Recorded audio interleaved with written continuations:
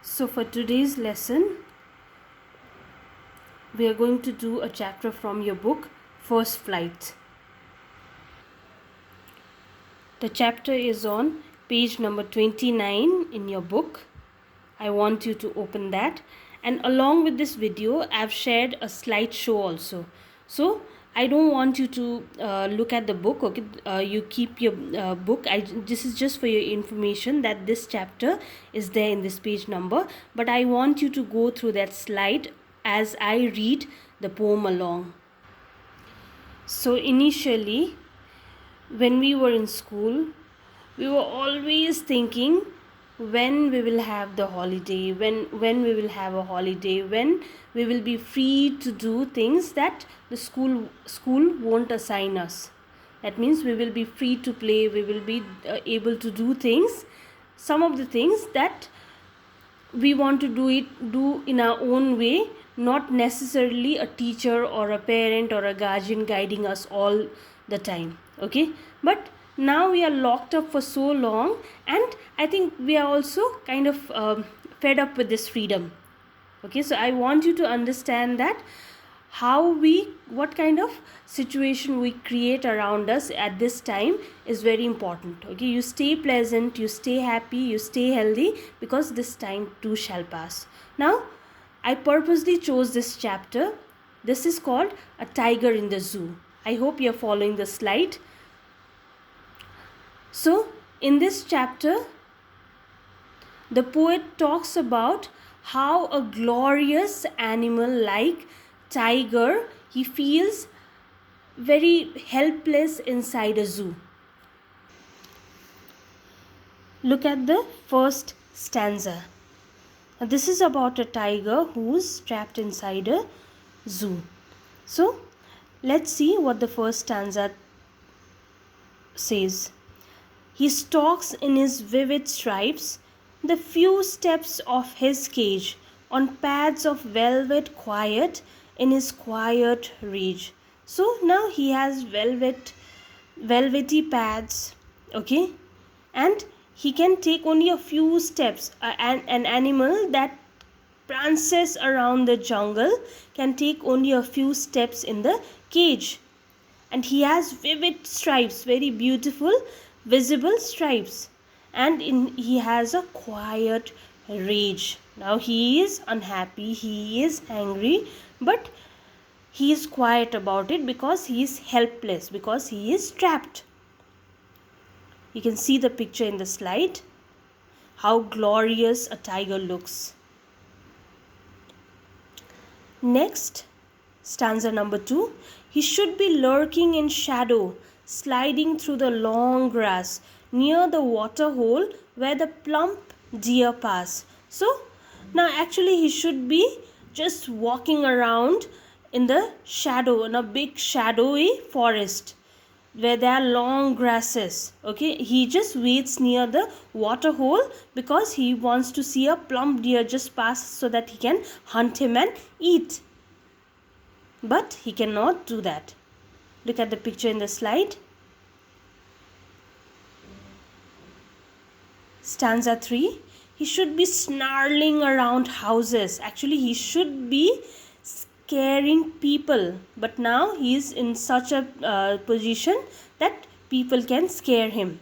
At the jungle's edge, baring his white fangs, showing his white teeth, his claws, his very strong claws, and he should be terrorizing the village, he should be terrorizing everyone. But what is his condition now? He is in the zoo where people just come to take a look at him, and no one is scared of him because people know that he is behind the bars and he cannot harm them.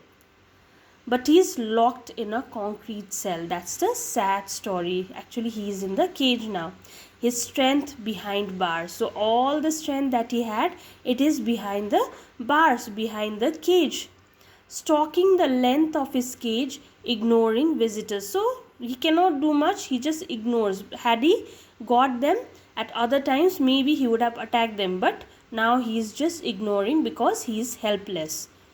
He hears the last voice at night, the patrolling cars and stares with his brilliant eyes at the brilliant stars. So that's all he can do. Okay, he cannot do much.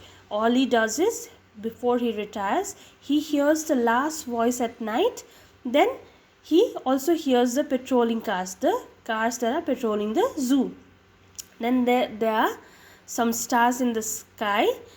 All he can do is do that. Okay, so all the things that he is supposed to do as a tiger, he is unable to do. Okay, that's the end of the poem. Now the assignments. I want you to go through the glossary. Go through your glossary. Okay, I want you to go through thinking about the poem section. I want you to find out words that describe the movements and actions of the tiger in the cage and in the wild. Arrange them in 2 columns. So what you're going to do is you're going to make 2 columns, one for the movements of the tiger in the zoo and the other for the movement of tigers in the wild. And I want you to categorize, okay, how the tigers in zoos move and how the wild tigers move.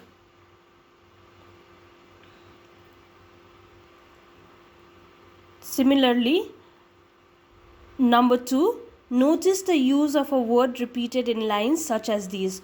On pads of velvet quiet, in his quiet rage, and the snares with his brilliant eyes. What do you think is the effect of this repetition? You think about it. Okay, I'm not going to give you the answer. You think, why do you think such words or phrases are repeated? Why do you think the poet has put stress on these words? Think about it. Okay, I'm not going to give you the answer. Think about it, write it down, and then you can share it with me. Then there are 2 poems, okay, one about a tiger and one about the panther. Okay, now your assignment is, take a point of view for or against zoos, or even consider both points of view and write a couple of paragraphs or speak about this topic for a couple of minutes. Okay, so you can write it down. Okay, you cannot speak, or if you want to make an audio or a video, you can make a video about you think being in the zoo for animals, it is right or wrong. Okay, do we need to keep animals in zoos? I want you to make a video of it and then send it to me, WhatsApp it to me. For the rest of your assignments, I put all your, there's a project that I want you to do. So please take a careful look at the slide. Okay, at the end of the slide, I've given you a project. Please ensure that you do it. Okay, by Sunday, I want the projects to be complete and please send it to me. You can make a slideshow, or you can even if you don't have a computer, you can even make it on pieces of chart or on any other piece of paper.